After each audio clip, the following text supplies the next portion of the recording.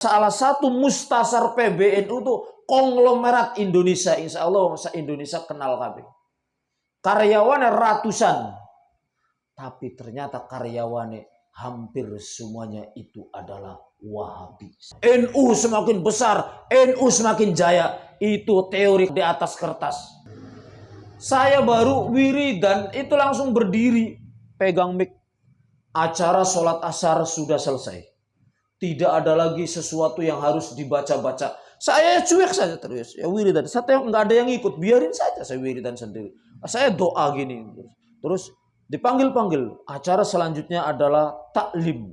Pengajian itu bid'ah. Nyebutnya taklim. Bahasa Arab. Karena Kanjeng Nabi tidak pernah berkata pengajian. Para sahabat-sahabat muda yang dirahmati Allah. Saya itu paling senang kalau kumpul, berdiskusi, ngobrol dengan anak-anak muda. Tadinya saya membayangkan tempatnya di dalam enak.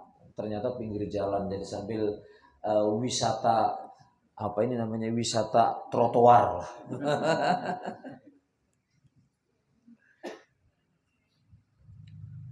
Di sini apa? Penguatan ideologi Aswaja An-Nahdiyah. Yang bapak-bapak, ibu-ibu yang dirahmati Allah. Nah, selanjutnya adalah bagaimana kita ini menjadi orang NU. Benarkah NU itu tambah besar? Benarkah NU itu semakin hebat? Kita cek satu persatu. Coba dipresentasikan orang yang Wahabi baru, anggota Wahabi baru, antara yang berasal dari NU dengan dari Muhammadiyah itu banyak mana? Kalau dicek lebih banyak dari NU. Presentasinya sedikit sekali dari ormas lain yang tertarik masuk Wahabi. Tapi presentasinya yang dari NU itu banyak sekali yang berubah haluan ikut Wahabi. Karena ada fasilitasnya jadi orang Wahabi itu. Sunnah Rasul. Istrinya boleh 3, boleh 4. Kan istri pertamanya dinasihati. Kalau merestui suamimu dapat istri baru lagi nanti kamu ahli surga loh. Kok iming-imingnya gitu. Jadi disetting sebagai calon-calon bidadari surga semua. Pakai cadar semua. Begitu cadarnya dibuka. Banyak jerawatnya. Sungguh menakutkan. Beda dengan gadis bulungan. Kalau gadis bulungan nggak pakai cadar ya seperti pakai cadar karena memang gelap pinggir pantai.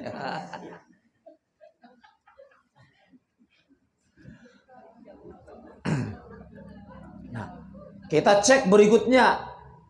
Coba cek masjid-masjid yang dioperali oleh Wahabi memang ada. Dari ormas lain juga ada yang dioperali oleh Wahabi. Tapi persentasinya itu masih banyak masjid atau musola NU yang dioperali oleh Wahabi. Silakan dicek.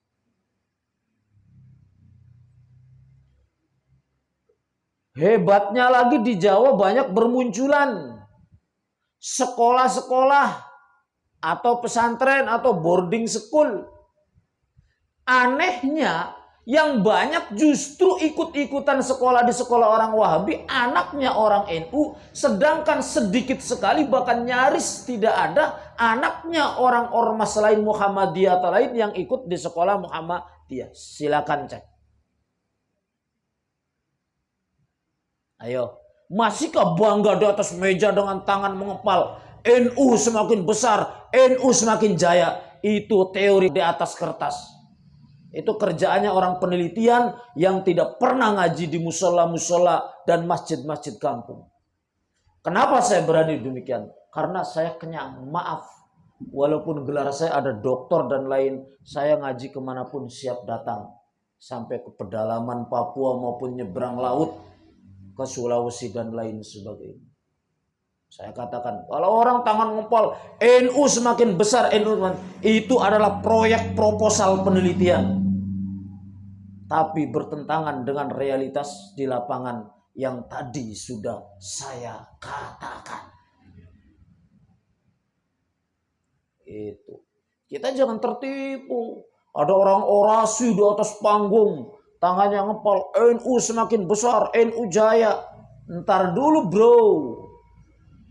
Silakan cek masjid-masjid, musola-musola di kampung-kampung, itu presentasinya adalah sedikit sekali dari ormas lain yang dibajak atau dioper alih oleh Wahabisme, tetapi sangat banyak sekali masjid atau musola milik NU dibajak oleh orang Wahabi.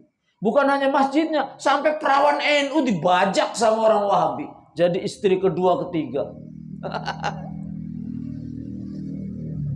Jadi guyone kiai kan ngono tok, nambah bojo, padahal ya guyon tok orangnya sing wani, dijamin mbok kiai.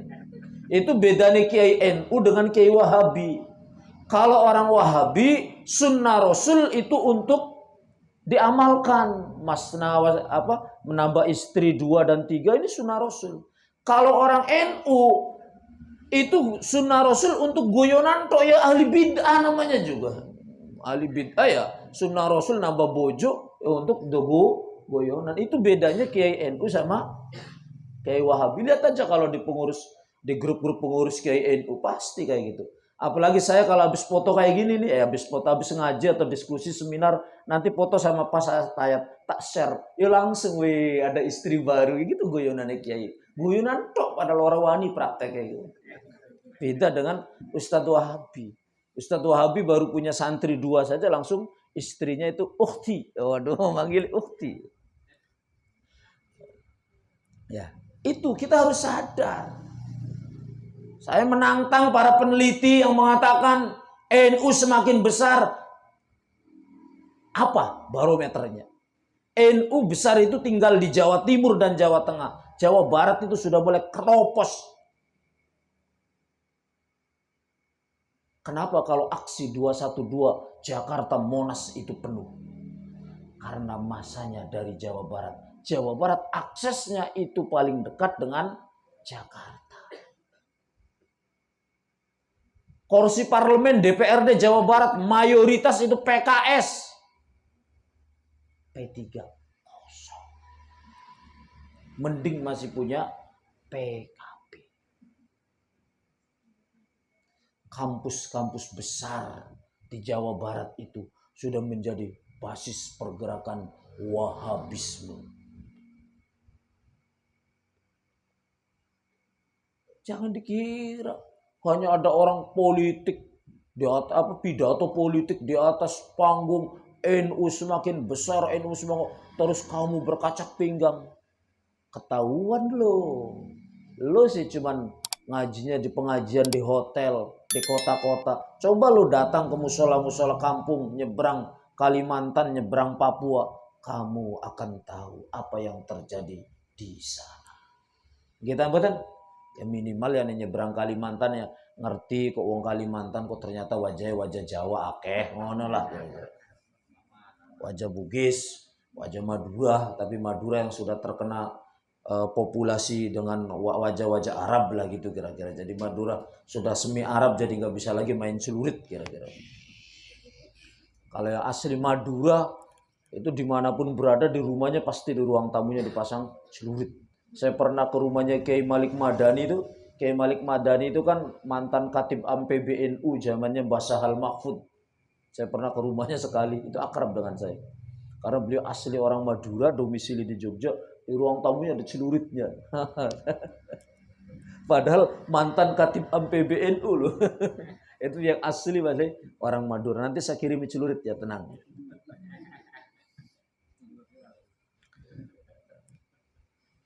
Bapak-bapak, ibu-ibu yang dirahmati Allah. Itu jadi banyak sekali. Jawa Tengah. Saya itu aktif ngisi di kampus-kampus besar Jawa Tengah. Ngisi-ngisi seminar. Mana ada Pak Tayat nggak? Saya kurang semangat nih. Nggak ada wajah-wajah Pak Tayatnya. Pak Tayat, aku sama Kiai Khudri ganteng deh. Kalau bilang ganteng Kiai Khudri, saya pamit sekarang pulang.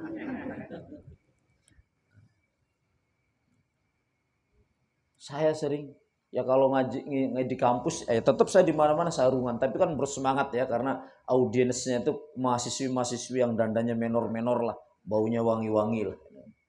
Kalau di sini kan kipasnya di situ, jaket Banser, aroma jaket Banser ke sini, wah.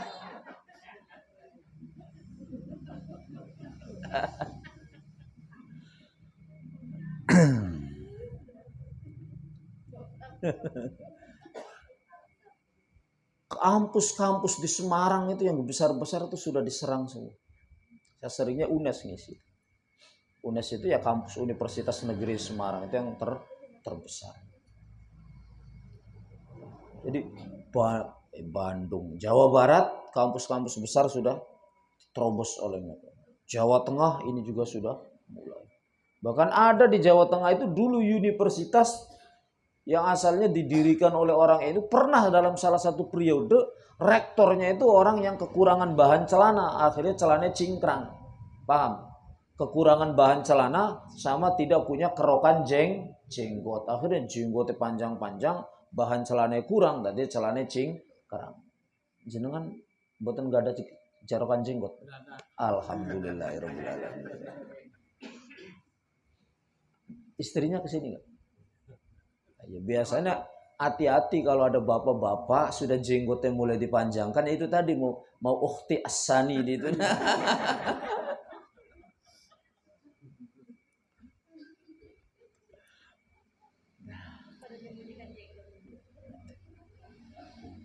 Proses untuk mewahabikan orang itu sangat sederhana. Di Cirebon, di Jawa Barat, di mana-mana itu sudah. Ini tadi saya menyebut, kenapa bukan ada lagi banyak kader-kader NU, asalnya anak orang NU Tulen, kuliah di Timur Tengah, setelah pulang kok menjadi Wahabi. Saya tahu itu, karena saya pernah berada di posisi itu. Ya itu tadi saya katakan di awal itu, makanya harus ada kemandirian ekonomi. Saya itu pernah didatangi orang dari Timur Tengah, agennya yang ada di Indonesia. Waktu itu saya baru selesai kuliah S2. Jadi saya selesai kuliah S2 tuh lagi berada di puncak-puncak kegantengan saya. Saya masih, iya S2, saya masih jomblo. Masih ganteng. Wah, kalau zaman saya kuliah S2 ini lewat semua wajah ini. Kalau nggak percaya, buka Facebook saya, ada Facebook saya. Nasrullah Afandi itu masih ada foto-foto saya zaman kuliah. Pak Tayat silakan buka kalau percaya. Masih saya pakai kacamata hitam, pakai celana jeans, jauh dengan Kiai Khudri. Ya maksudnya ganteng beliau. Ini kisah nyata. Saya beberapa tahun silam, waktu itu saya baru selesai kuliah S2. Saya didatangi oleh orang dari Bogor. Jadi ada sebuah yayasan tersembunyi yang tugasnya begitu. Bilang begini, Ustaz. Mereka kan manggil Ustaz. Kalau manggil Kiai itu bid'ah. Ustaz ini kan dari Timur Tengah. Sudah selesai S2. Ustaz putranya Kiai terkenal di sini begini-begini lagi. Saya dengerin aja. Ini maksudnya bagaimana? Begini Ustaz, kita ini dari yayasan anu, sumbernya di Kuwait, bukan Saudi loh, Kuwait. Kami diutus oleh ini, tidak perlu saya sebutkan namanya. Saya cukup nyebut namanya negara Kuwait. Makanya kalau Kiai Said Akil pernah ceramah, As-Sunnah Cirebon pesantren terbesar, pesantren Wahabi terbesar di Cirebon, As-Sunnah dana Saudi, itu tidak benar. Itu yang benar dari Kuwait dananya. Karena sponsornya pernah merayu saya untuk jadi Wahabi. Maksudnya bagaimana? Saya ingin Pak Ustaz ini mendirikan pesantren di perbatasan antara Indramayu Cirebon. Bagian timur dekat, pinter, dekatnya makam Sunan Gunung Jati. Tapi ketentuannya nanti pesantren ini harus sesuai dengan Al-Quran dan Sunnah. Maksudnya sesuai Al-Quran dan Sunnah itu bagaimana? Ya nanti yang perempuan harus pakai cadar, yang laki-laki harus pakai jenggot. Saya langsung bercanda, saya nggak ada jenggotnya, apalagi waktu saya masih muda ganteng banget kan. Saya nggak ada jenggotnya nih, kinclong. Nah kalau sekedar jenggot panjang itu loh, Di pinggir jalan kan ada tukang beca itu loh. Tukang beca itu jenggotnya panjang. Bagaimana kalau dia jana? Lanjut cerita. Begini Pak Ustaz. Kita itu sudah pernah mendanai orang di bagian sana. Indramayu bagian barat. Perbatasan Kabupaten Indramayu Subang mau ke arah Jakarta. Waktu itu belum ada tol. Belum ada tol dari Cirebon Jakarta. Jadi Pantura tuh rame. Tapi rupanya salah orang kita itu. Membiayai orang, mendarani orang, tapi orangnya itu kurang pas, kurang berkualitas lah. Jadi kurang berpengaruh, jadi itu tidak bisa berkembang. Jadi maksudnya bagaimana? Saya ingin mendanai Ustaz Nasrullah untuk mendirikan pesantren sesuai Al-Quran dan Sunnah. Nanti dananya berapa miliar kami sediakan. Ayo. Kalau banser ditodong kayak gitu. Bikin pesantren sesuai Al-Quran dan Sunnah. Kriterianya santri putri wajib pakai cadar, santri putranya pakai jenggot, celana cingkrang, habis sholat tidak usah wiridan. Terus butuh dana berapa? Kami sediakan. Gimana kira-kira? Sampai waktu itu yang merem matanya merem sebelah. Mayan ini ada peluang istrinya 3 lah. Ya. Coba bayangkan, sampai saya waktu itu buat guyonan, kata saudara-saudara saya, ya udah kamu masuk Wahabi, salah satu keluarga kita ada yang jadi Wahabi. Guyon. Naudzubillah min dzalik, summa naudzubillah. Nah, itu latar belakangnya. Kenapa ada banyak kader-kader muda NU timur, di kuliah di Timur Tengah pulang jadi pondok Wahabi. Saya tahu mereka tuh amaliannya masih NU. Karena terpencut oleh soalnya ngake pulusnya ku enak ya Bu ya. Iso nambah bojo, bojone ngamuk di salon minta salon dikasih. Kita mboten. Jenengan bojone pernah ngamuk minta ke salon mboten? Lah ya ngamuk ke salon ya kari dikei salon niku lho, salon gede gitu. Itu jadi diantaranya kalau jenengan pengen tahu, makanya kok banyak dari Indonesia awalnya orang NU ini itu. Dan satu saya garis bawahi, biasanya kalau yang tergoda akidah secara akidah, kok asal keluarga NU kuliah di Timur Tengah pulang jadi Wahabi, itu biasanya yang basic atau bekal keagamaannya kurang madai. Makanya teori al-maghfurul abakulo, KB anak itu di pondok Lirboyo, Lirboyo terkenal dengan pondok NU karena kiai-kiai besar Jawa itu rata-rata alumni pondok pesantren Lirboyo. Almarhum Mbah Maimun Zubair ya alumni Lirboyo, Kiai Said Akil ya alumni Lirboyo. Mbah almarhum Mbah Hidimyati Rois Kaliwu Kendal alumni Lirboyo. Nah, jadi orang tua saya 8 bersaudara itu 9 bersaudara, 8 itu alumni Lirboyo semua. Baru setelah selesai pesantren, terserah kalian mau kuliah di negara mana. Cuman satu saja yang nggak Lirboyon. Yang kakak saya pas itu alumni Tambak Beras dan terus di Langitan Tuban. Zaman segitu lagi terkenal-kenalnya Kiai Fakih Langitan, terkenal Kiai Langitan. Itu. Jadi di antara faktor kedua, kenapa banyak generasi NU ketika ke Timur Tengah pulang kok tidak menjadi NU lagi? Itu di antaranya kurangnya bekal keilmu. Jenengan asmo sinten? Asli pundi? Lamongan. Wah, pinter sampai Lamongan endi ki. Tak kira gini, aku mene iki mangan gorengan lele Lamongan. Ini wong Lamongan tok. Wah. Oh, ngoten nggih. Pengen nambah bojo ta mboten? Nah, pengen nambah bojo ku dadi wong Wahabi, ngono istrine ikhlas. Iya. Jadi suka terima itu kalau orang Wahabi. Nanti bagian terakhir ada yang dilarang direkam. Ada hal-hal besar yang akan saya sampaikan, tapi off the record. Tuh. Terus apa cukup? Enakan ya masih bahas rondo Lamongan ya, orang ngantuk aku. Ngapunten izin dulu. Ini rata-rata orang paham bahasa Jawa kan ya? Maksud saya kalau nggak paham bahasa Jawa ya saya 100% pakai bahasa Indonesia. Kalau bahasa Indonesia nggak paham ya saya pakai bahasa Arab. Bahasa Arab nggak paham saya pakai bahasa Inggris. Bahasa Inggris nggak paham saya pakai bahasa Perancis. Jadi di Maroko itu bahasa resminya 2, Arab Perancis. Jadi mulai SD sampai perguruan tinggi sekolah gitu. Kalau pelajaran umum pakai bahasa Perancis, kalau pelajaran agama pakai bahasa Arab. Jadi saya kursus bahasa Inggris itu bahasa Perancis 2 tahun. Jadi bisa cetaim tuh itu aku tresno karo kowe ngono dari ulama. Bapak-bapak, ibu-ibu yang dirahmati Allah. Ini kisah nyata, gambaran. Abah saya itu punya jamaah. Ini sudah kalau dicari di Google ini sudah ada. Sering saya sampaikan cerita. Saya kalau cerita di kampus-kampus di mana-mana itu sudah pernah ditulis di NU online ini. Abah saya punya jamaah. Orang NU tulen. Mbahnya NU. Dia seorang ibu-ibu, suaminya sudah meninggal.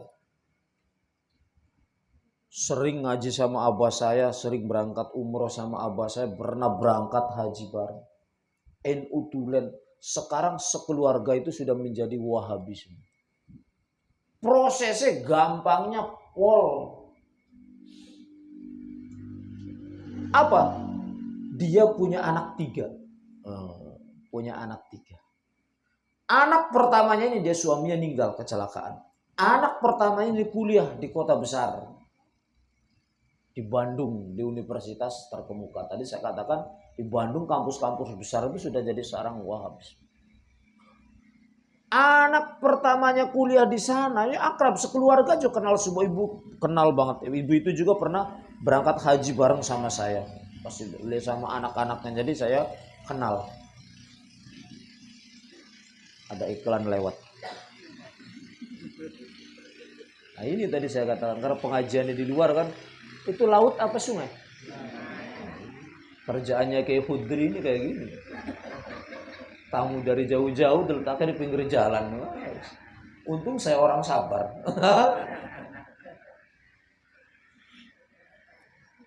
Sekarang orang yang NU tulen itu sekarang sekeluarga itu jadi Wahabi semua. Bahkan cucunya dipondokkan di pondoknya Bahasa Lama itu di Bogor itu.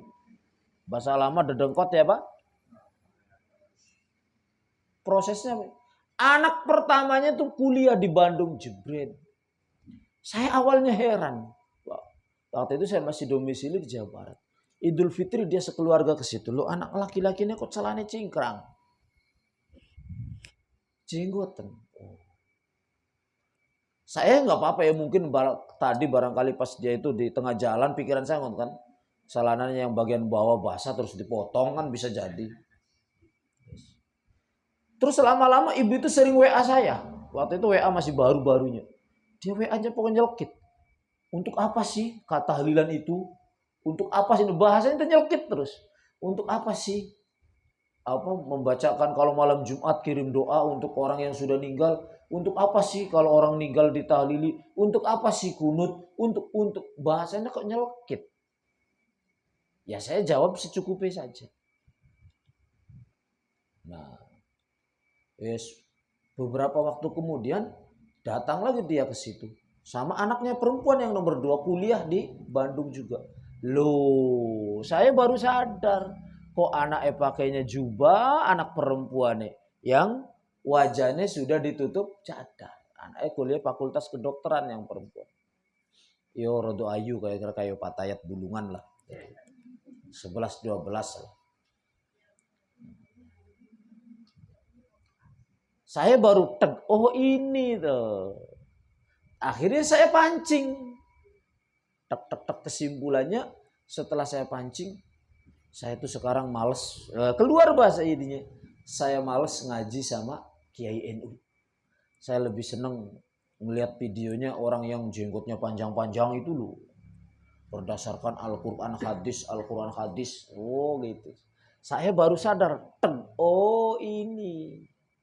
Berarti dia sudah terkena virus Wahabis.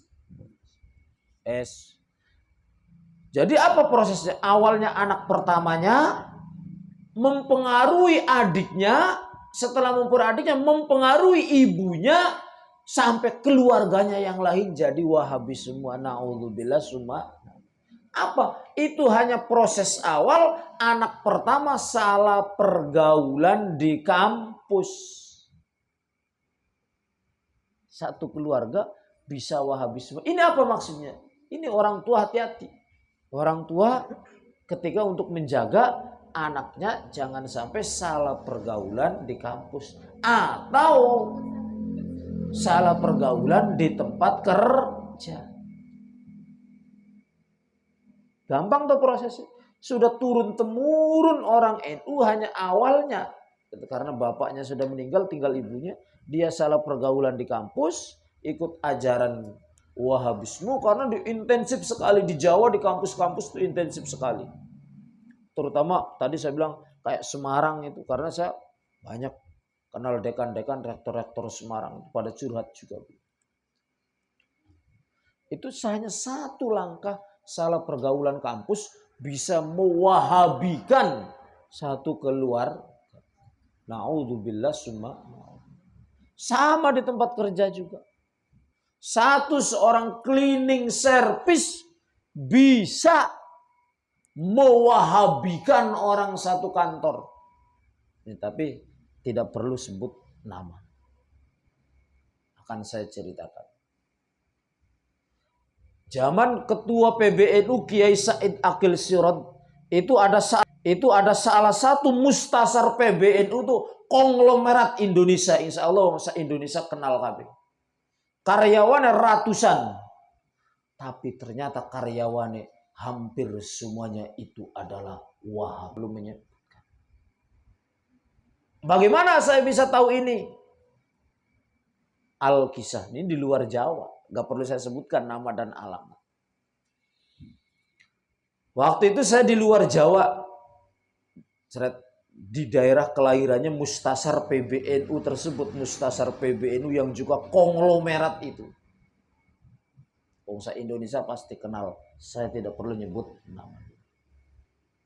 Suatu saat saya itu diundang pengajian Maulid Nabi atau Isra Mi'raj, lupa saya. Di masjid raya di daerah tersebut di luar Jawa di provinsi. Karena sayanya kenal akrab dengan adiknya konglomerat tadi, saya datang di situ kontak, dia konglomerat. Udah, Gus di hotel saya saja, tenang sip beres, nggak usah bilang ke panitia, nggak usah booking hotel, pakai hotel kita nggak apa-apa. Saya dikasih hotelnya di samping kantor itu, karena perusahaan besar. Punyanya miliar Mustasar PBNU. Lantai 12 kantornya. Yang di lantai 11 itu masjid. Karyawan yang di situ kantor pusat. Kalau semuanya karyawannya ribuan. Kalau di situ yang kantor pusatnya saja. Itu karyawannya lebih dari 500. Kebetulan Gus, nanti tanggal segitu hari berikutnya, sebelumnya, itu ada pengajian bulanan di perusahaan kita. Oh, ini ceritanya. Seorang cleaning service bisa mewahabikan orang satu kantor. Makanya hati-hati kalau di tempat kerja itu sudah ada yang celananya cingkrang, yang jenggotan. Terus jelang asar saya dijemput. Gus, jamaah sudah menunggu di masjid. Siap, oke. Saya masuk masjid yang di lantai 11. Saya kan kayak gini, pakai sarung, baju batik. Ini mas sengaja nggak batik biar kelihatan agak muda dikit. Tadinya bayangan saya yang di depan nih patayat IPPNU gitu loh. Tahu yang datang mama tadi saya pakai baju bekas dari buan saja kemarin dari Nunukan, nggak apa-apa. Tiba-tiba saya pakai baju mili yang paling bagus gitu. Yang sisa-sisa perjalanan sudah 5 hari. Saya masuk pakai baju batik, sarung. Orang ini pada pating bisik. Orang kan gini, saya nggak kelihatan. Loh, kok yang mau tausiah kayak gini? Maksudnya kayak gini, jadi saya paham. Karena biasanya yang tausiah di situ pakainya jubah, pakainya bajunya putih, pece putih. Singkat cerita. Monggo, karena sebelum asar. Ngimami asar. Saya bilang enggak lah, saya tamu. Enggak ini sudah paket biasanya. Siapapun yang mau tausiah itu harus ngimami asar dulu. Ya udah saya imami asar. Yang komat celana cingkrang ada jenggotnya, masih muda orang. Jadi selesai saya Allah Akbar, selesai sholat asar kan saya kan astagfirullahaladzim. Ya wiridan, namanya juga orang NU, saya yang sudah jadi pengurus NU Jawa Tengah waktu itu. Saya baru wiridan itu langsung berdiri pegang mic. Acara sholat asar sudah selesai. Tidak ada lagi sesuatu yang harus dibaca-baca. Saya cuek saja terus. Ya wiridan. Saya nggak ada yang ikut. Biarin saja saya wiridan sendiri. Saya doa gini. Terus dipanggil-panggil. Acara selanjutnya adalah taklim. Pengajian itu bid'ah. Nyebutnya taklim. Bahasa Arab. Karena Kanjeng Nabi tidak pernah berkata pengajian. Selanjutnya adalah taklim. Yang akan disampaikan. Karena tadi itu adiknya bos utama itu ngasih MC tulisan nama kan KHDR. Dia tuh nggak bisa baca KH. Kiai itu nggak bisa. Bid'ah, nyebut kiai itu bid'ah. Manggilnya ustaz. Ta'lim yang akan disampaikan oleh kiai ustaz. Karena catatan dari adiknya bosnya itu ke MC itu, ini ada kiai haji. Jadi saya kata acara selanjutnya adalah taklim yang akan disampaikan oleh kiai ustaz. Nasrul Afandi. Saya hampir ketawa, cuman kalau nggak ketawa ya takut malah nggak malah pada lari kan. Yes. Saya mulai pidato. Saya ini sebenarnya acara inti nanti malam. Acara peringatan Maulid Nabi. Bilang Maulid Nabi langsung gerudukan bid'ah Maulid Nabi. Dalam prinsip mereka kumpul dengan orang ahli bid'ah, apalagi sampai mendengarkan ceramahnya ahli bid'ah itu dosa. Berkumpul kayak gininya saja itu dosa mereka. Karena mereka merasa diri paling bersih. Karena saya bilang acara Maulid Nabi, terus saya bilang, saya lanjut. Dan besok siangnya saya itu adalah halaqah di kantor PWNU Provinsi. Nah, nggak usah sebutkan, kalau sebut langsung paham sampean karena orang itu terkenal se-Indonesia provinsi. Dan nanti besok malamnya itu acara di sama Kiai Miftahul Akhir waktu itu Kiai Said Akil, ketuanya Rois Ami Kiai Miftahul Akhir, sama Rois Am PBNU Kiai Miftahul. Karena saya nyebut Ansor dan NU, separuh lebih langsung geruduk keluar. Alergi mereka dengar nama itu. Wes, 2 ya. Saya masih cuek aja, biar aja. Bentar saya juga cuman iseng-iseng aja. Terakhir, pikiran saya mereka kan orang kantoran. Habis kerja capek. Udahlah materinya yang ringan-ringan saja. Jadi ngaji tasawuf. Ngaji tasawuf, cerita tentang karomah keramat wali. Cerita keramat wali, geruduk, bid'ah, ahli bid'ah kok cerita keramat wali. Jadi tinggal barisan depan. Yang anaknya bos, ponakan-ponakan dan para manajer itu.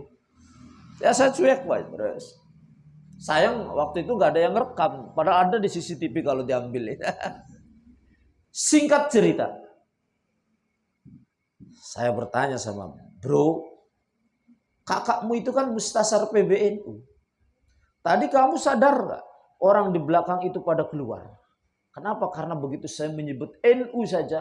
Mereka langsung keluar. Mereka itu lihat, masa kamu gak sadar? Pakainya celana cingkrang semua, ada jenggotnya. Jawaban dia dengan enak. Begini, kita ini perusahaan. Perusahaan itu adalah bisnis.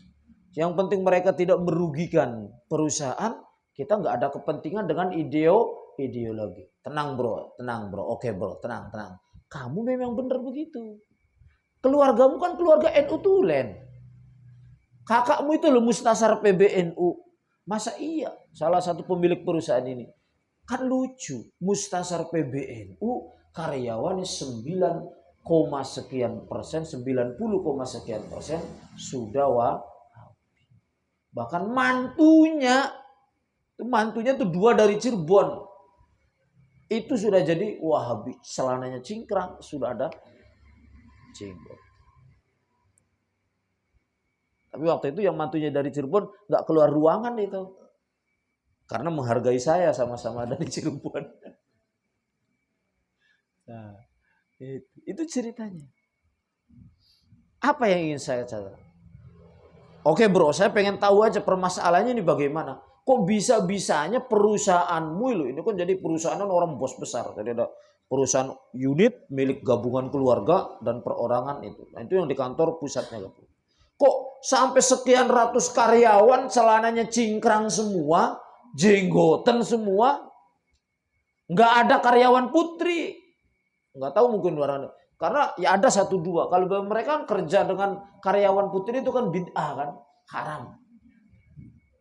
Ya ada 1-2. Nah itu tadi yang selesai nyimak saya itu yang sampai terakhir itu ya yang karyawati itu. Jadi dia belum terkontaminasi. Saya hanya ingin tahu bagaimana ceritanya seorang mustasar PBNU karyawannya ratusan kok bisa begini. Dulu itu di sini ada orang jadi cleaning service, tukang ngepel kantor ini. Itu tidak sebentar Pak, bertahun-tahun dia itu sabar telaten. Setelah jadi cleaning service kantor, naik jadi tukang cleaning service masjid, masjidnya perusahaan. Setelah jadi tukang sapu, tukang pelnya masjid, naik jadi tukang adan masjid. Setelah jadi tukang adan, jadi pengurus masjid. Setelah jadi pengurus masjid, baru mulai ngusulkan, manggil ustadz ini, dan ustadz NU-nya disingkirkan. Itu prosesnya. Mereka itu begitu tekun, mereka itu begitu ulet, begitu telaten. Ngeri banget. Yang lebih mencengangkan lagi karena itu perusahaan raksasa, tiap tahun itu dana sosialnya itu miliaran, bahkan puluhan miliar. Karena yang banyak karyawannya orang Wahabisme, akhirnya dana sosial dari perusahaan tersebut disalurkan untuk dakwah Wahabi. Bosnya orang NU, bosnya mustasar NU, tapi dananya disalurkan untuk gerakan-gerakan ngeri tambatan. Itu hebat. Ada proposal masuk. Kalau dari masjid NU pesantren coret, tapi kalau dari ada tanda tangan yang al-jenggotisme langsung ACC.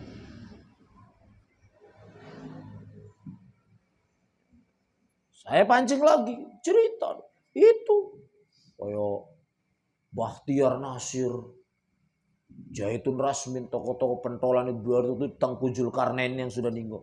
Itu kalau kesini tuh keluarga kita yang nyerpis itu.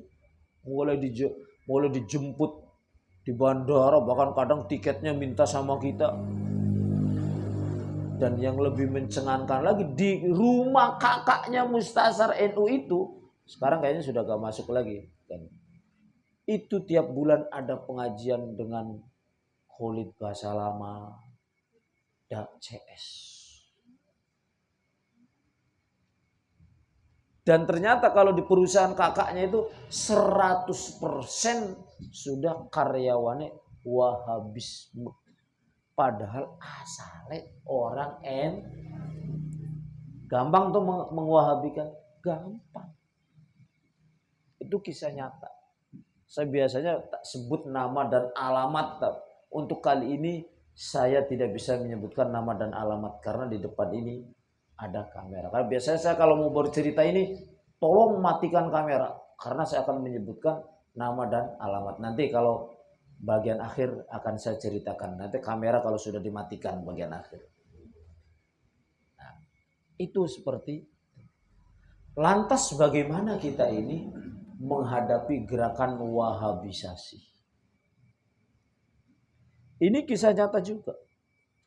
Saya pernah sholat Jumat kebetulan lewat di Kabupaten Kudus, Jawa Tengah, tetangganya Jepara. Di situ kan ada makam Sunan Kudus. Di Kudus kan Wali Songo kan ada 2. Ada Sunan Muria di atasnya Kudus dan Sunan Kudus di Masjid Menara Kudus. Bergeser sedikit ada Sunan Kalijogo. Suatu saat saya kebetulan dari perjalanan dari mana pas sudah saya ke sholat Jumat di situ. Tiba-tiba khotibnya naik, pakainya celana putih cingkrang, bajunya yang segini tuh, PJB. Dia. Di antara amal yang sia-sia itu adalah ziarah makam wali. Coba kalau video ini saya diputus kayak ini terus diviralkan. Kiai NU mengatakan bahwa amal yang sia-sia itu adalah ziarah makam wali. Kalau diputus videonya nih. Tapi tak lanjut gitu. Saya tercengang. Ini bagaimana ceritanya orang khutbah dekatnya makam Sunan Kudus, dekat makam Sunan Muria. Khutbahnya begitu. Di antara amal yang sia-sia itu adalah ziarah makam wali. Sayangnya waktu itu HP saya ketinggal di mobil, jadi saya tidak bisa ngerekam. Saya lupa di mana Kudus.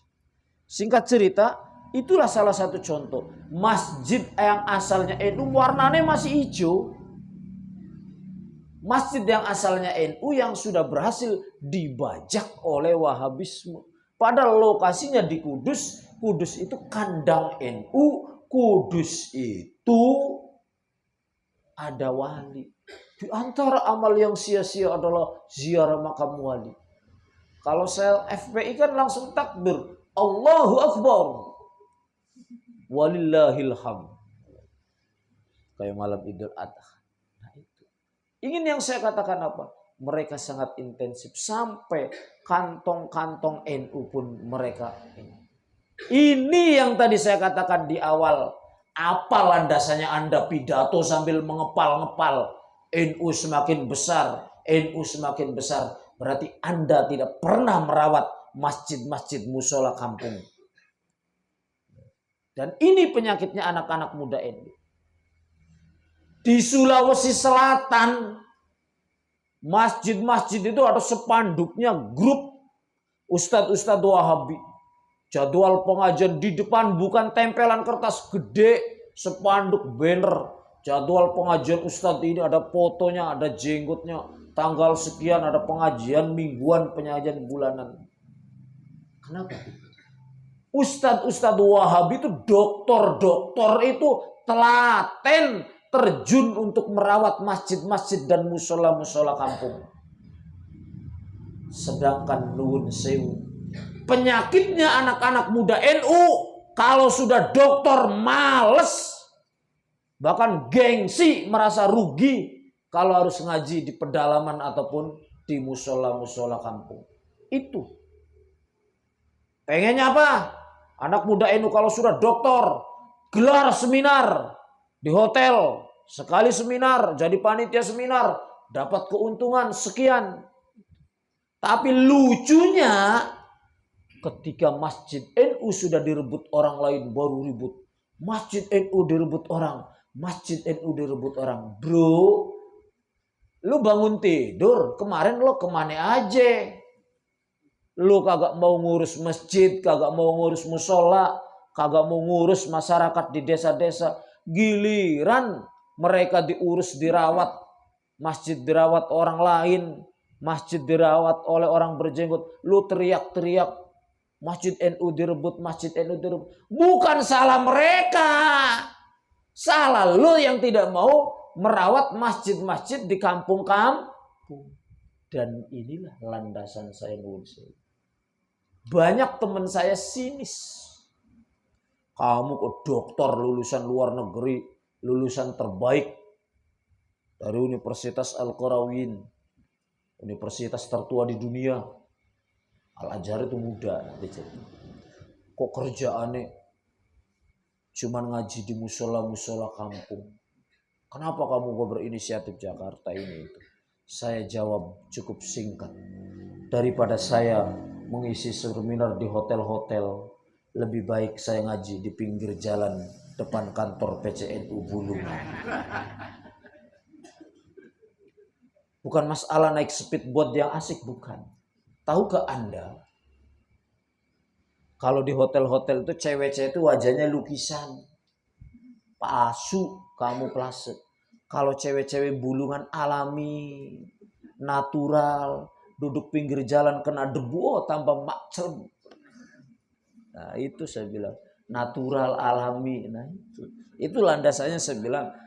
Nah kalau menjawab teman-teman yang sinis kepada saya, lah itu penyakitnya anak-anak muda NU. Jangankan dokter baru S2 saja, baru MA, itu mereka sudah males merawat musola-musola, masjid-masjid di kampung-kampung. Sedangkan mereka dari kalangan Wahabisme begitu getol, begitu telaten, begitu rutin.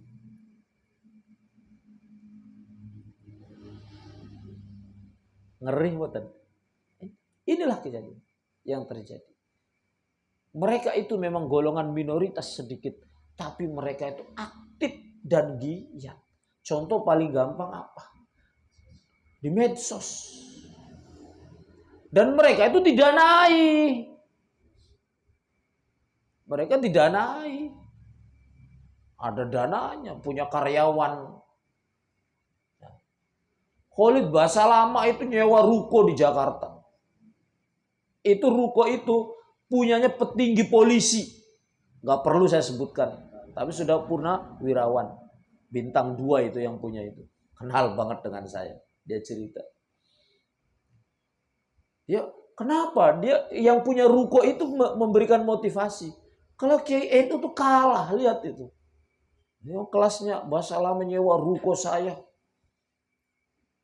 Buat kantor kayak gawe stasiun TV, terus di sampingnya ada restoran, rumah makan Arab dan seterusnya. Mereka aktif karena ada yang ada sumber dan kita ini kurang. Dan kalau mereka tuh kerjasama, saling menguatkan. Kalau kita ini tokoh-tokoh NU ini pengennya maju terkenal dewek-dewek. Itu kisah. Sampai segitunya. Jadi jangan dikira kita begitu ada orang kumpul pengajian terus pidato NU Jaya NU. Bangga, tidak sama sekali. Bagi saya tidak sama sekali. Saya itu sangat memprihatinkan. Saya kasih contoh lagi satu. Tidak perlu saya sebutkan namanya. Orang itu seorang ulama kiai yang terkenal di provinsi tersebut. Sekarang di jajaran ini di era Gus Yahya salah satu rois PBN. 4 tahun yang lalu saat saya ngaji di provinsi beliau itu curhat kepada saya. Gus, kita NU di provinsi ini nih sudah kalah oleh Wahabi. Digembosi.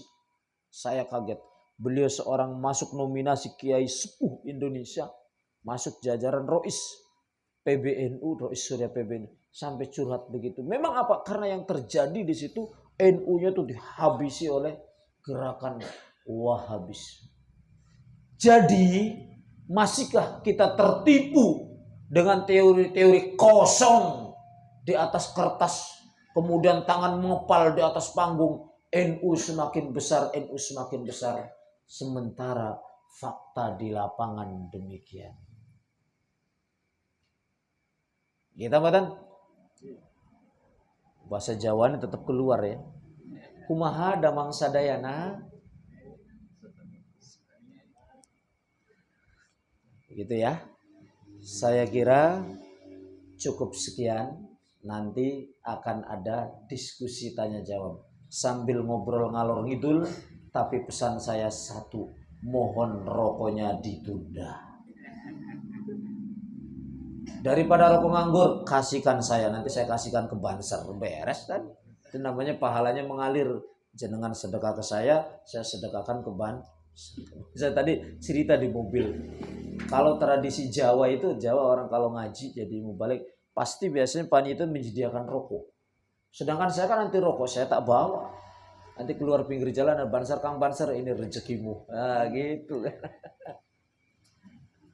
Ya. Saya kira cukup sekian sebagai pengantar diskusi saya. Tambah lupa satu, solusi. Lantas bagaimana solusinya? Kita tetap melestarikan cara dakwahnya Wali Songo. Apa itu? pendekatan budaya. Apa yang saya maksud? Mereka itu kan bukan pendekatan budaya. Mereka itu memusuhi budaya. Ini bid'ah, khurafat, ini memusuhi budaya. Maksudnya apa? Kita walaupun digitukan ya jangan. Walaupun mereka itu kasar, kita jangan kasar. Kita tetap lemah lembut, kita tetap santun, kita tetap pendekatan budaya. Kenapa demikian? Karena dulu para wali songo sukses dakwah itu dengan cara merangkul budaya, mendekati budaya, bukan dengan cara memusuhi budaya. Atau bahasanya Banser Bulungannya cultural approach, pendekatan budaya. Pataya teh kaget, aku keluar bahasa Inggris satu kalimat. Dan juga saya kasih masukan. Selagi saya tegaskan kita tetap melestarikan cara pendekatan budaya dalam berdakwah. Contoh apalagi kita di kawasan ini orangnya dari berbagai suku etnis. Kita merangkul dengan lemah lembut. Kita hargai, kita hormati budaya dari masing-masing daerah. Di sini kan daerah Tran ya. Jadi orang dari mana-mana. Itu insya Allah kita akan jauh lebih diterima. Makanya dulu sering diundang di Sulawesi. Orang Sulawesi kalau undang saya itu senang. Karena saya menggunakan pendekatan budaya. Sampai saya pernah waktu saya habis ngaji di sebuah masjid itu ada orang memeluk kencang. Dia katanya orang dari suku apa. Saya baru nemu ustadz semacam ini. Kita kadang melihat ustadz itu malah memusuhi adat, memusuhi budaya. Gitu. Nah itulah yang kita terapkan. Dan satu lagi saya tambah. Patayat, Ansor, Ibnu, IPPNU jangan gentar, jangan takut kalau ada orang Ustadz Wahabi yang kelihatannya hafal hadis. Itu pura-pura hafal. Dia bikin video, sebelah sana itu ada tulisannya, monitor. Ayat sekian, hadis sekian. Itu dia tuh melihat tulisan itu. Tapi tidak di video tulisannya. Dan atau paling banter-banternya dia tuh hafalnya 1-2 hadis. Jadi teorinya per tema. Dia biar kelihatannya pinter. Ngapal 2 hadis yang tentang sholat. Ngapal 2 hadis tentang zakat. Ngapal 2 hadis tentang ziarah kubur. Jadi seolah-olah dia hafal banyak hadis. Padahal hanya untuk tematik per tema.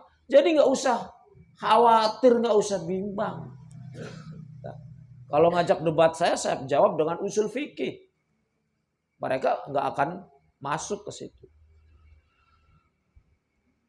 Saya kan spesialisnya usul fikih maqasid syariah, dokter saya.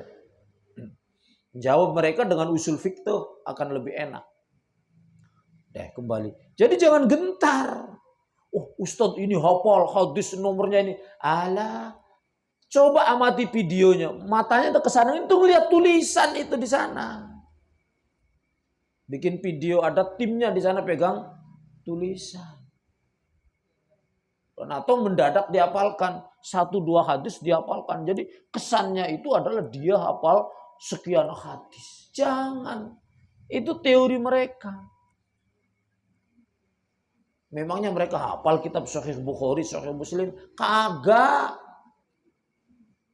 Gak usah tanya hafal, suruh baca aja kitab Fathul Qorib, Fathul Mu'in, Fathul Wahab, kosongan tanpa makna. Bisa enggak dengan cara KNU kan kayak itu. Jadi itu ingat, gak usah keren ya, hafal hadis ini, hafal suratnya ini. Kagak, itu settingan pura-pura hafal. Saya juga sama, tinggal kita di sini. Video itu tulisannya di sana gede kan temboknya bisa. Qolan Nabi hadis nomor sekian anu sekian. Kagak heran bro.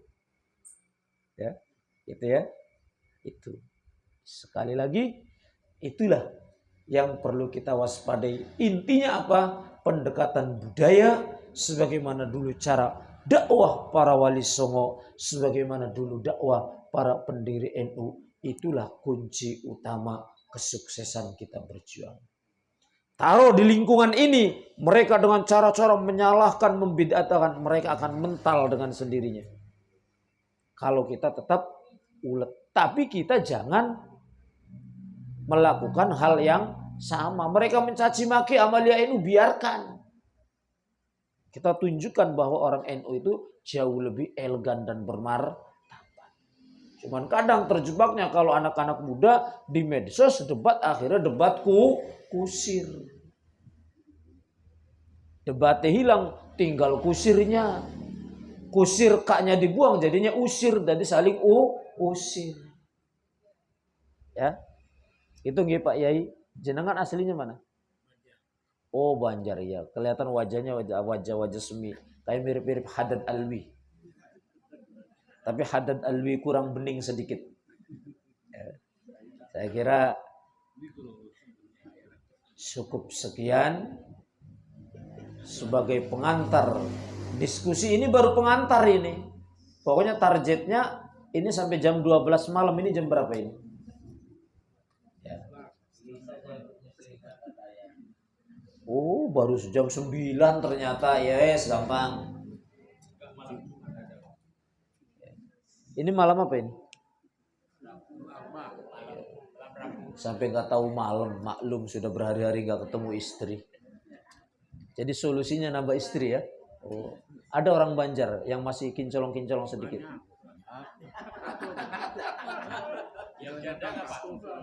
Jangan, ini lagi di live streaming ini. Waduh, repot orang Banjar. Tenang, nanti kita empat mata. Masalah uang komisi bisa disepakati. Mosok aku ganteng kau ingin Oliver Jondo, janda ya emang ganteng gue. Ya, ini sebagai bahan diskusi kita. Cukup sekian, kurang lebihnya mohon maaf. Nanti kita lanjutkan dengan tanya jawab ya. Tapi tanya jawab ini enaknya off the record saja.